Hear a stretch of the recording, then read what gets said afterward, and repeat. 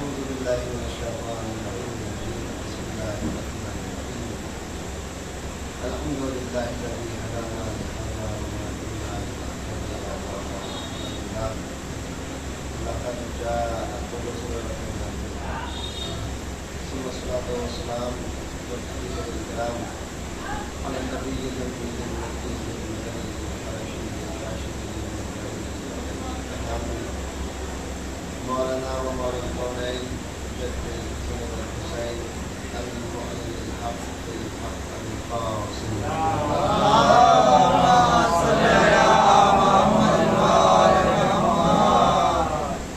وعلى آل بيته من الطاهرين الغر الميامين المعصومين المسلمين المكرمين ولعنة الله الدائمة الباقية على أعدائهم وقتلتهم وقاسمهم ومنكرين وضائلهم ومصائبهم وبلايتهم وجهالتهم وعلمتهم وعتشهم والمنحرفين عنهم والشاكين فيهم من الآن إلى قيام يوم الدين.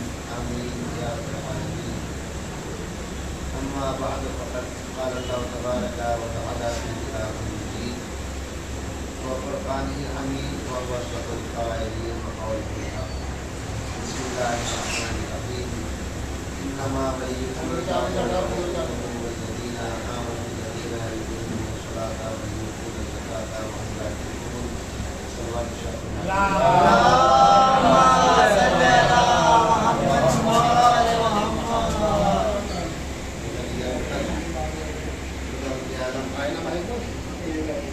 قرآن مجید کی اس مشہور معروف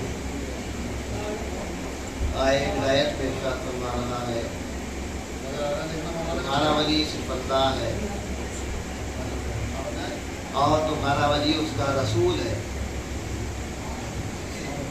اور وہ لوگ اللہ کے ولی ہیں کہ جو حالت رکوع میں زکوٰۃ ادا کرتے ہیں.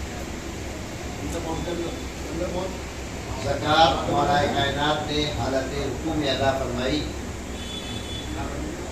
کہ جس کے وقت خداوند عالم نے آیہ ہدایت کو نازل فرمایا اور اپنے رسول کی اور اپنے علی کی ولایت کا اعلان فرمایا.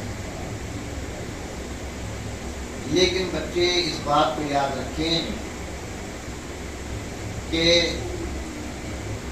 صرف اللہ ولی نہیں ہے، صرف رسول ولی نہیں ہے، صرف علی ولی نہیں ہے، بلکہ جہاں اللہ ولی ہے اس کا رسول ولی ہے اور مولا علی ولی ہے. وہیں اسی کے ساتھ ساتھ اولاد علی میں جتنے معصوم ہیں امام حسن سے لے کے سرکار قائم تک سب اولیاء اللہ ہیں.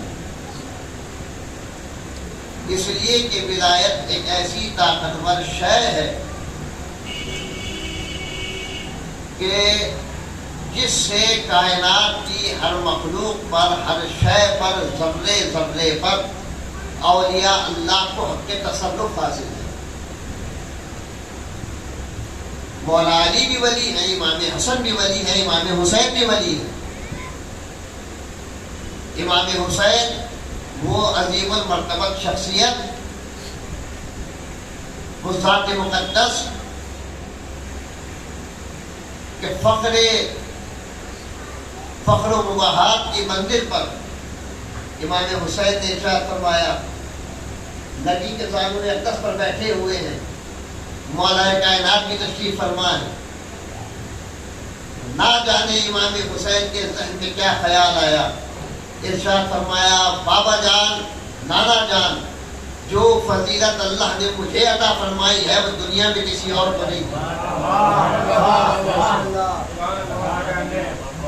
نہ جانے کیا خیال آیا، جذبہ ولایت جاگا اور ارشاد فرمایا نانا جان، بابا جان، جو فضیلت اللہ نے مجھے بخشی ہے، مجھے عطا فرمائی ہے، وہ دنیا میں کسی کو نہیں عطا فرمائی. مولا کائنات نے سوال کیا میرے لال کیا وہ فضیلت اللہ نے مجھے بھی نہیں دی؟ امام حسین نے بے ساختہ ارشاد فرمایا نہیں بابا، جو فضیلت اللہ نے مجھے دی ہے وہ آپ کو بھی نہیں دی۔ مولا علی نے معلوم فرمایا میرے لال حسین وہ کیسے؟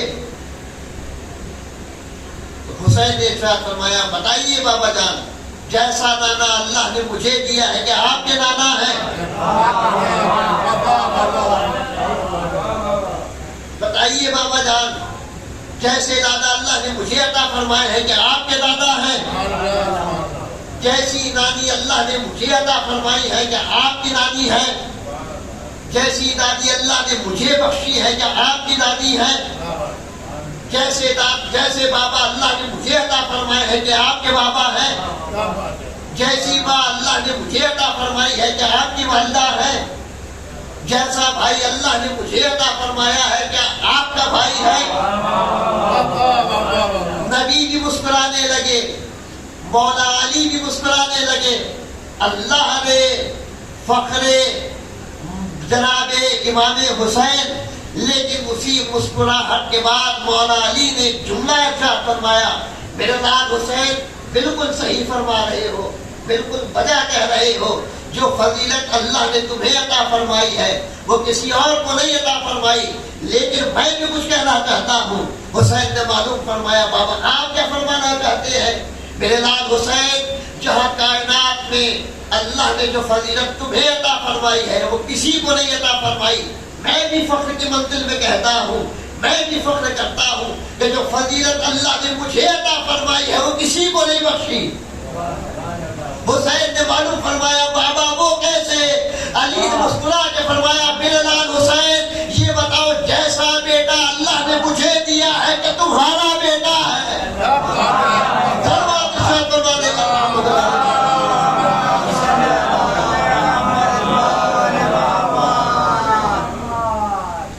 یہ تو قبیلہ ہی الگ ہے، تو خاندان ہی الگ ہے، یہ تو نسل ہی جدا جانا ہے۔ یہ وہ شجر ہے، یہ وہ خاندان ہے کہ جس کا قصیدہ خداوند عالم نے قرآن مجید میں پڑھا کہ یہ شجرہ شجرہ طیبہ ہے، خوشبودار شجرہ، کہ جس کی اصل زمین میں ہے اور جس کی شاخیں آسمان میں پہنچی ہوئی ہے۔ یہ ہے امام حسین۔ میں نے گفتگو کو اس لیے آج اس طرف موڑ دیا کہ ابھی شعر میں ذکر آیا امام حسین نے راہب کو 7 بیٹے دیے، فطرس کو بالوں پر دیے۔ بچے سمجھ لیں اس بات کو اور ذہن نشین فرما لیں کہ وہ تو ایک ہے جو مشہور ہو گیا، ایک ہے جو مشہور ہو گیا۔ بہت سی چیزیں ایسی ہیں کہ جو مشہور ہو گئی ہیں۔ آپ کہیں گے وہ کیسے؟ وہ ایسے کہ کربلا کے شہیدوں کی تعداد زیادہ ملتی ہے، مگر 72 مشہور ہو گئے تو ہو گئے۔ قرآن مجید کی آیتوں کی تعداد 6666 نہیں ہے، مگر مشہور ہو گئی تو ہو گئی۔ ایک فرشتہ تھا کہ اسے بالوں پر مل گیا، فطرس شہرت پا گیا، جیسے جناب ابراہیم کا آگ کا واقعہ بہت مشہور ہوا، لیکن قرآن مجید میں اصحاب اخدود کا آگ کا قصہ بھی ہے، وہ شہرت نہ پا سکا۔ بالکل اسی طریقے سے کہ فطرس کو بالوں پر دیے، فطرس بالوں پر لے کے چلا گیا، وہ ایک فرشتہ تھا جو مشہور ہو گیا، ورنہ ایک فرشتے کو بالوں پر نہیں دیے۔ تاریخ میں جا کے دیکھے سلسائیل نام کا فرشتہ ہے، اسے بھی بالوں پر دیے ہیں، تردائیل نام کا فرشتہ ہے، اسے بھی بالوں پر دیے۔ صلوات ارشاد فرما دے محمد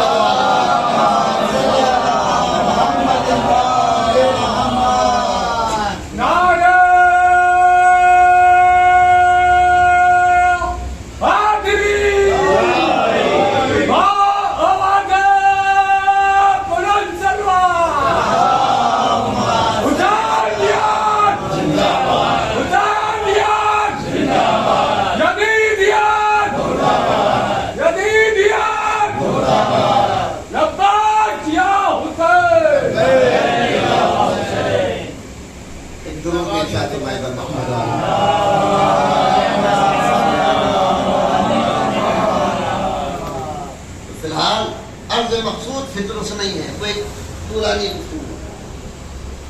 فطرس کے بالوں پر دیے، دردائیل کو عطا فرمائے، سلسائیل کو دیے سواس سے۔ راہب آیا، 7 بیٹے لے کر کے گیا، یہی تو کہنے آیا تھا اللہ کے نبی میرے یہاں کوئی اولاد نہیں ہے، اولاد کا مشتاق ہوں، مجھے بیٹے عطا فرمائیے۔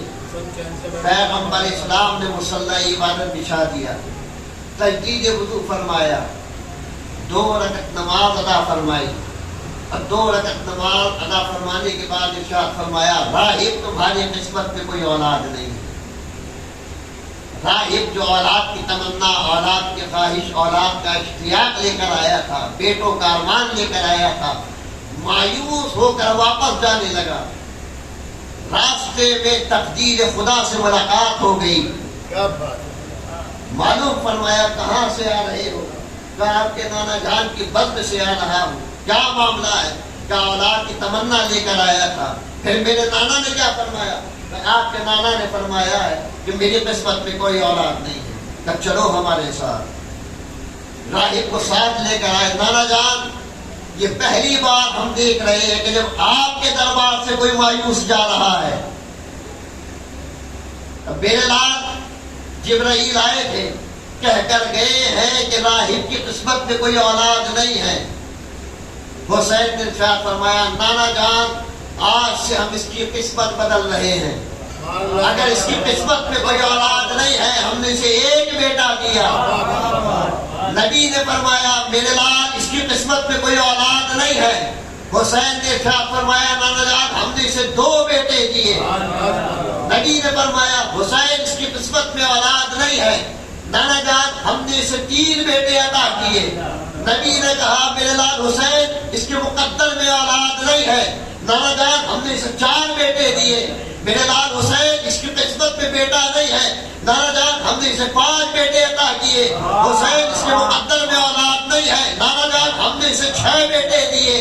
میرے لال حسین اس کی تقدیر میں اولاد نہیں ہے، نانا جان ہم نے اسے 7 بیٹے عطا کیے۔ اب تک جو جبرائیل یہ کہہ کر گئے تھے کہ اس کی قسمت میں کوئی اولاد نہیں ہے، وہی جبرائیل واپس آ گئے۔ اللہ کے نبی بس کیجئے، اگر یہی معاملہ چلتا رہا اور حسین اسی طریقے سے راہب کو بیٹے دیتے رہے تو قیامت کے دن آدم کے بیٹے ایک طرف ہوں گے، راہب کے بیٹے ایک طرف ہوں گے۔ صلوات ارشاد فرما دے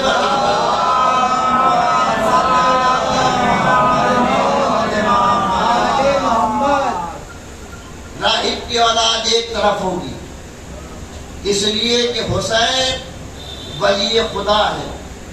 یہ ولایت کی طاقت ہے کہ حسین نے اس کی تقدیر کو بدل دیا۔ کوئی ایسا معاملہ نہیں ہے کہ ٹکراؤ یا تضاد پیدا ہو رہا ہے، بلکہ حسین نے اس کا مقدر پلٹ دیا۔ اسی لیے ہم لوگ حسین کے دروازے پہ آتے ہیں تاکہ ہمارا بھی مقدر پلٹ جائے، ہماری بھی قسمت پلٹ جائے۔ حسین وہ حسین جو تقدیر کو پلٹا دے، جو قسمت کو بدل دے، جو مقدر کو پلٹ دے، جس نے فطرس کی مقدر پلٹا، سلسائیل کا مقدر پلٹا، دردائیل کی قسمت کو پلٹا، راہب کے مقدر کو پلٹا۔ جو نبی اکرم اسے اتنا پیار نہ کرے، اتنا احترام نہ کرے، کہ نبی نے ارشاد فرمایا ھذا حسین فارفوہ، پہچان لو یہ حسین ہے، پہچانو یہ میرا حسین ہے۔ کوئی تو وجہ رہی ہوگی، کوئی تو سبب رہا ہوگا۔ نبی نے یوں ہی تو نہیں ارشاد فرما دیا، وہ نبی کے جس کی زبان پر یہ پروردگار عالم کا پہرا لگا ہوا ہے۔ قرآن ارشاد فرما رہا ہے وَمَا يَنْطِقُ عَنِ الْهَوَىٰ إِنْ هُوَ إِلَّا وَحْيٌ يُوحَىٰ، ہمارا نبی اس وقت تک کلام نہیں کرتا جب تک ادھر سے وحی نازل نہ ہو جائے۔ قرآن نے ارشاد فرمایا وَمَا مُحَمَّدٌ إِلَّا رَسُولٌ، محمد سوائے رسول کے کچھ نہیں ہے۔ اس کا مطلب یہ ہے کہ نبی اگر یہ فرما رہے ہیں کہ ھذا حسین فارفوہ، پہچان لو یہ حسین ہے، تو نانا ہونے کی حیثیت سے نہیں، رسول ہونے کی حیثیت سے فرما رہے ہیں۔ صلوات ارشاد فرما دے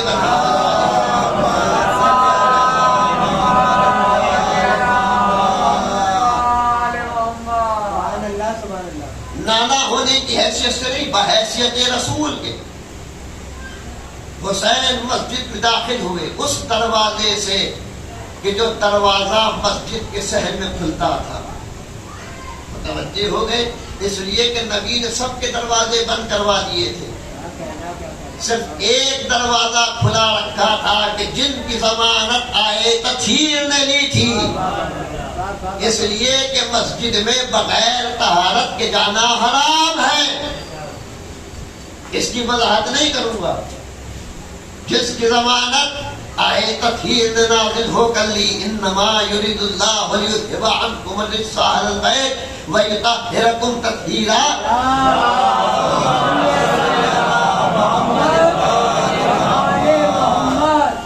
اللہ کا ارادہ یہ ہے کہ وہ تمہیں ہر رجس و کثافت، گندگی و پلیدگی و خباثت سے دور رکھے اور ایسا پاک و پاکیزہ رکھے جیسا کہ پاک و پاکیزہ رکھنے کا حق ہے.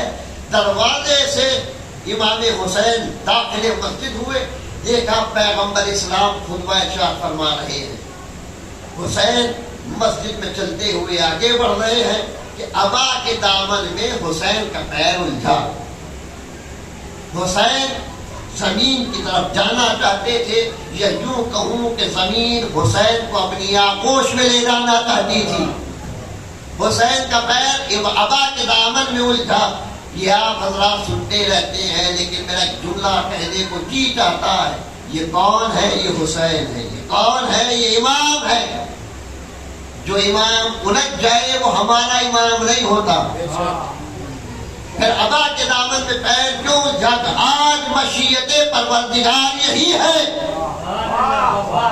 کہ حسین کا پیر ابا کے دامن میں الجھے، خدا کا حبیب خطبے کو منقطع کرے، آگے بڑھ کر اپنی آغوش میں اٹھائے.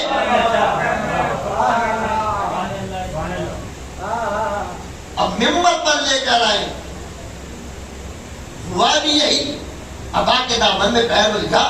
نبی خطبہ ارشاد فرما رہے تھے، خطبے کو قطع کیا، خطبے کو چھوڑا، آگے بڑھے، حسین کو گود میں اٹھایا، ممبر تک لے کر آئے اور خطبے میں اب تک جو کچھ بیان کر رہے تھے وہ سب بیان کرنا بند فرمایا اور گود میں اٹھا کر مجمع سے خطاب کر کے ارشاد فرمایا، ھذا حسین،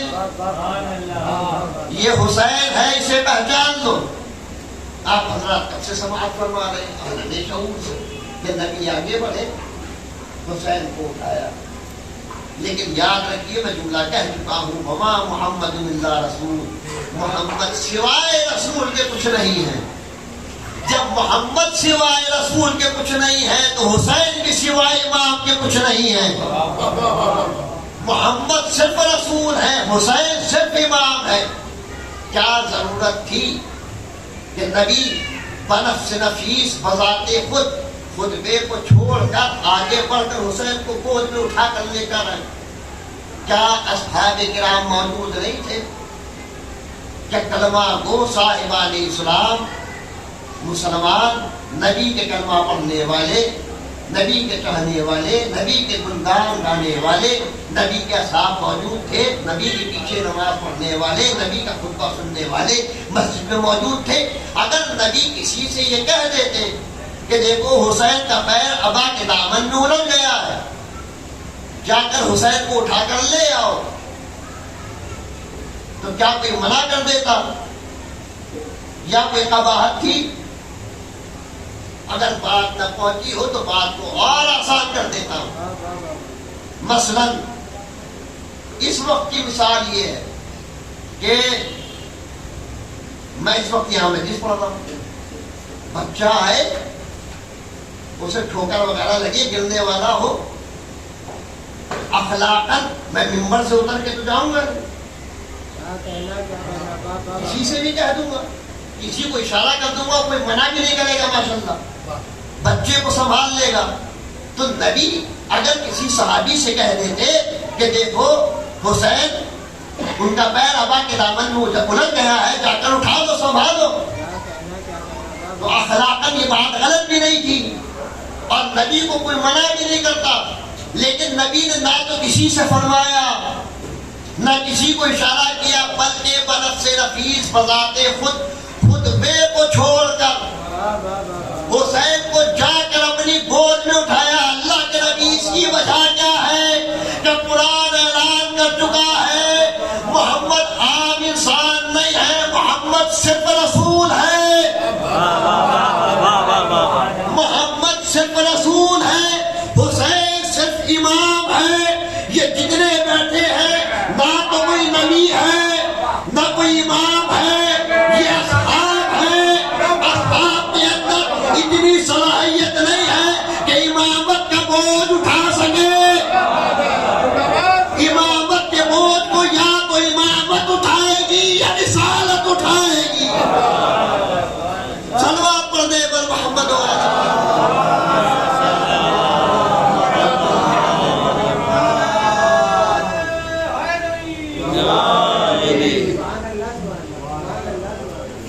حسین فارسون. نبی نے کیا فرمانا چاہا؟ نبی نے یہ نہیں کہنا چاہا کہ یہ حسین ہے اسے پہچانو, نہیں, یہ حسین ہے اسے پہچانو, یہ امام ہے اور یہ صرف امام ہے, امام کے علاوہ کچھ نہیں. حسین کی عظمت کو دنیا والوں کے سامنے نبی نے بار بار اجاگر فرمایا, آشکار فرمایا. دنیا والے پہچانے کہ حسین کی عظمت. حسین کبھی خطبے کے درمیان میں آ گئے تو نبی نے آغوش میں اٹھا دیا, کبھی نماز کے عالم میں آ گئے, سجدے کی حالت میں ہیں تو حسین کچھ پہ سوار ہو گئے. نبی نماز پڑھا, نماز ادا فرما رہے ہیں, با جماعت نماز ہو رہی ہے, واجب نماز ہو رہی ہے. آپ کہیں گے کہ یہ آپ کیسے کہہ رہے ہیں کہ نبی نماز واجب پڑھا رہے ہیں؟ اس لیے کہ جماعت ہو رہی ہے, پیچھے اصحاب ہیں. نبی اگر سجدے میں ہے تو ہر صحابی سجدے میں ہے. اس کا مطلب یہ کہ واجب نماز ہو رہی ہے, اس لیے کہ جماعت سے واجب نماز ہوتی ہے, مستحب نمازیں نہیں ہوتی. مستحب وہ نمازیں ہوتی ہیں کہ جو حضور امام میں واجب ہے, جیسے عیدین کی نماز پڑھی جاتی ہے مستحب سنت کی نیت سے, مگر جب امام بظاہر تھے تو وہ واجب تھی, اور جب امام تشریف لائیں گے تو پھر واجب ہو جائے گی. صلوات ارشاد فرما دے بندہ.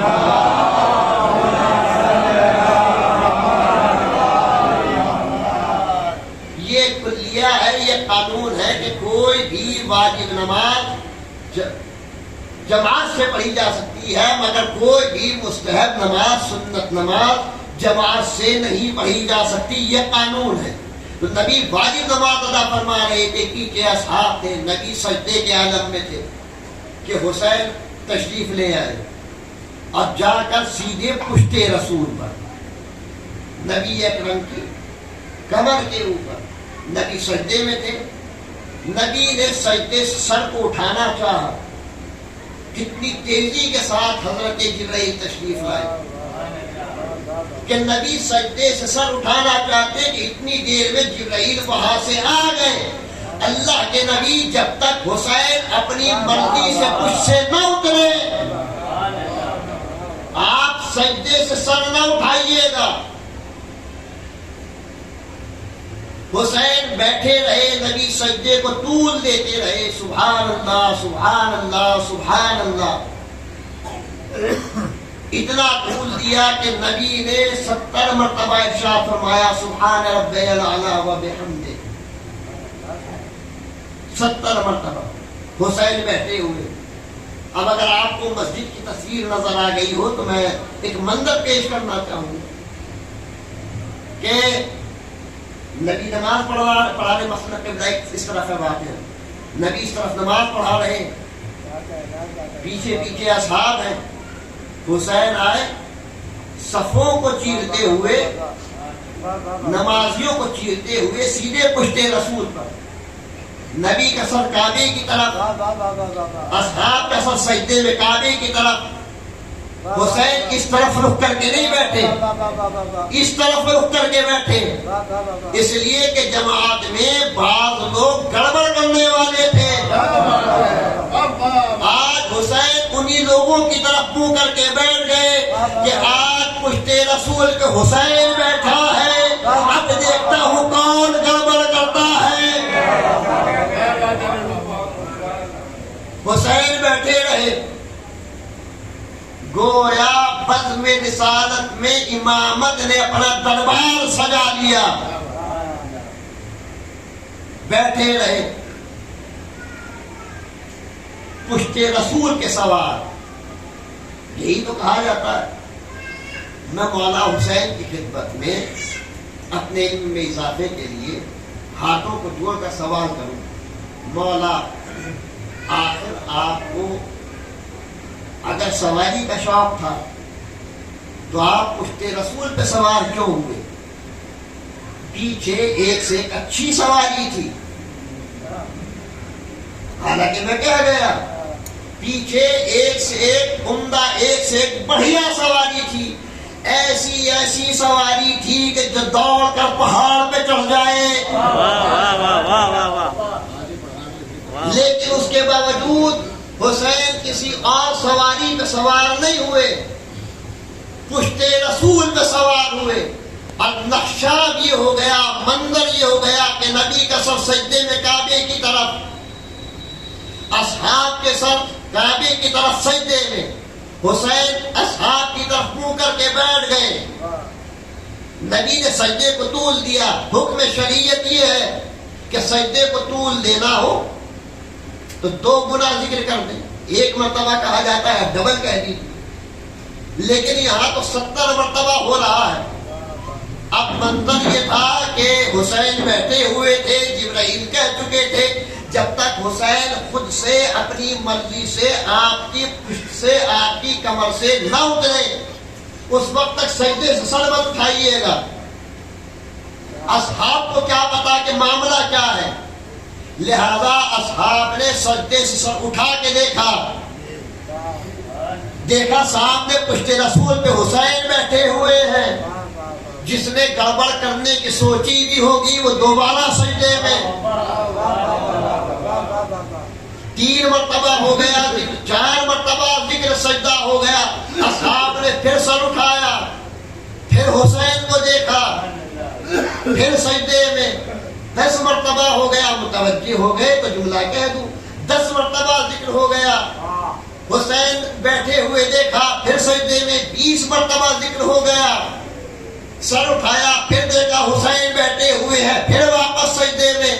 یہ کائنات کی واحد عبادت ہے کہ آج 2 عبادتیں ایک ساتھ ہو رہی ہیں.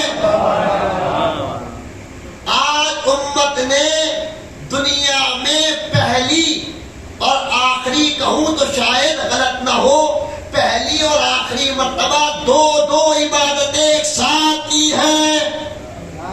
2 عبادتیں ایک ساتھ. آپ کہیں گے دونوں کون سی عبادتیں ہیں؟ تو میں کہوں گا نماز اللہ کی ہے، زیارت حسین کی ہے. صلوات پڑھ دے بر محمد و آل محمد.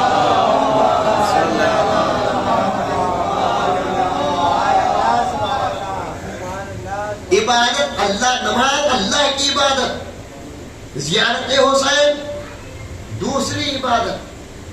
2 عبادتیں آج امت ایک ساتھ کر رہی ہے. اب بتائیے، نبی نے سجدے کو طول دیا. اگر کوئی عام انسان سجدے کو طول دے تو روا نہیں ہے، لیکن نبی نے چونکہ حکم خدا تھا لہذا سجدے کو طول دیا. اب میں آپ حضرات سے بس آخری بات، اور یہی جملہ اور یہ بات تمام ہونے جا رہی ہے کہ جن لوگوں نے سجدے سے بار بار سر اٹھایا، حسین کو دیکھا، ان کی نماز رہی یا گئی؟ ان کی نماز قبول ہوئی کہ باطل ہوئی؟ بس ایک جملے میں بات ختم کر رہا ہوں. انہوں نے اپنی زندگی میں اس سے پہلے بھی، اس کے بعد بھی نہ جانے کتنی نمازیں پڑھی ہوں گی، نبی کے پیچھے بھی نمازیں پڑھی ہوں گی. لیکن ہر نبی کے پیچھے ہر نماز پڑھنے والے کی نماز ضروری نہیں کہ قبول ہو. اس لیے کہ سب خالص نیت سے نہیں آتے تھے، مکاری سے بھی آتے تھے. ہر آنے والا خلوص سے نہیں آتا. نبی کے پیچھے نماز پڑھنے والے مکار بھی تھے، عیار بھی تھے، غدار بھی تھے، ریاکار بھی تھے. کہ جو نبی کے پیچھے انہوں نے اس سے پہلے بھی نمازیں پڑھی ہوگی، اس کے بعد بھی پڑھی ہوگی، مجھے نہیں پتا وہ نمازیں قبول ہوئی کہ نہیں ہوئی، لیکن ہاں اس نماز کی میں ذمہ داری لیتا ہوں، آج ہی تو ان کی نمازیں قبول ہوئی ہیں۔ صلوات پڑھ دے بر محمد و آل محمد۔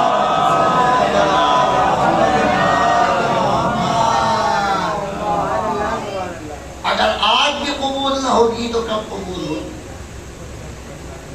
حسین وہ شخصیت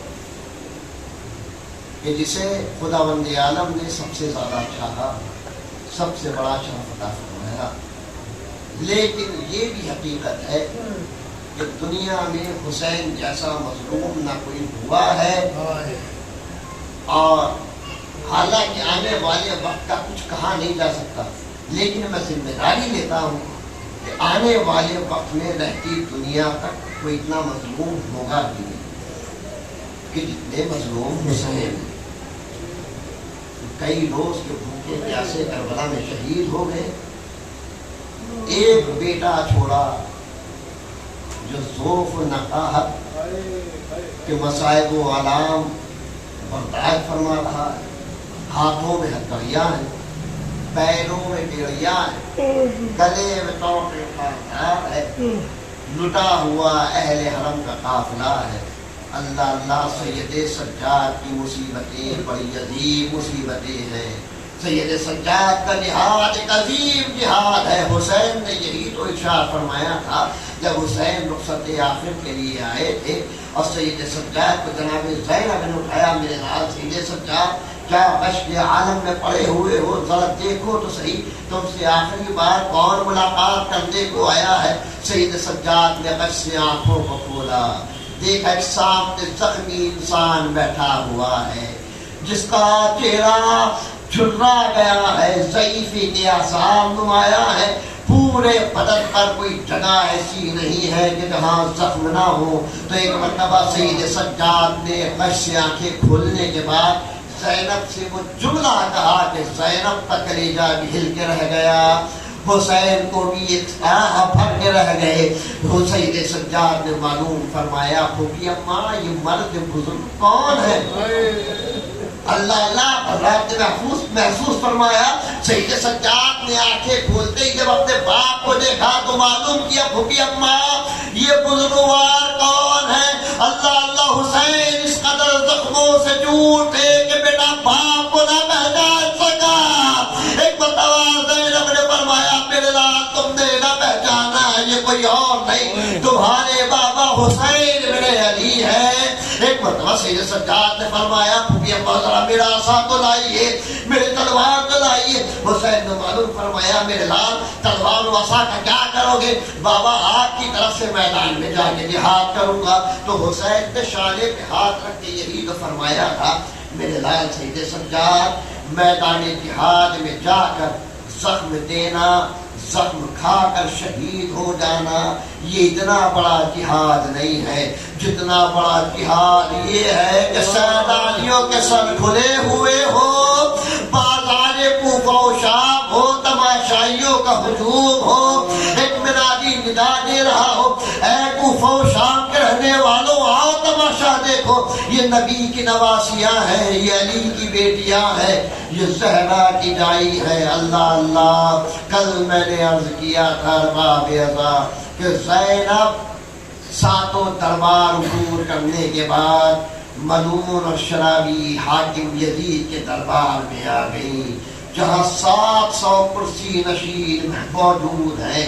زینب جب اسی دربار میں پہنچی تو سیدانیوں نے، بیویوں نے زینب کو حلقے میں لے لیا، لیکن یزید ملعون نشے میں چور دشت قلعہ میں حسین کے سر مبارک جو رکھا ہوا تھا خیزران کی چھڑی لیے ہوئے حسین کے لبھائے مبارک کے ساتھ گستاخی کر رہا تھا۔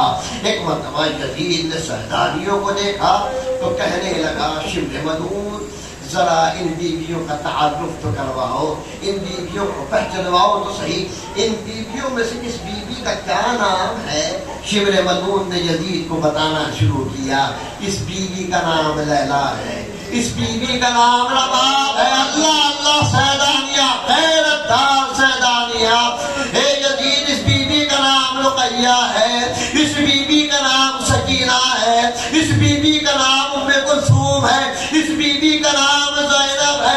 زینب کا نام سنا، یزید نے کہا میں علی کی بیٹی حسین کی بہن زینب سے کلام کرنا چاہتا ہوں، میں زینب سے گفتگو کرنا چاہتا ہوں کہ سیدانیوں نے حلقے کو سخت کر لیا۔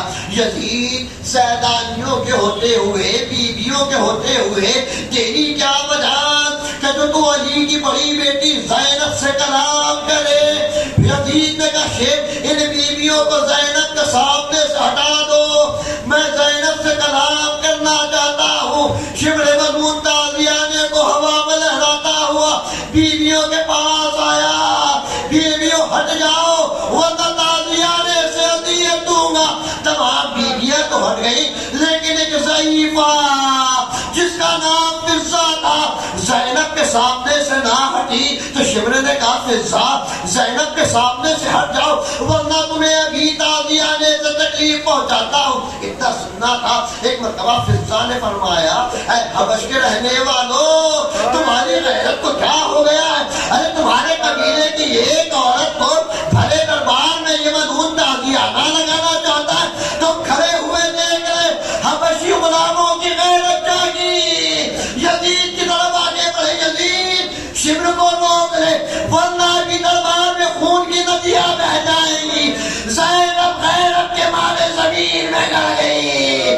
مدینے کا رخ کیا آواز دی، اے نانا، ایک کنیز کے بچانے والے اتنا موجود، آپ کی نواسی زینب کتنی غریب ہو گئی، کوئی پرسانے حال نہیں، کوئی بچانے حال۔ اللہ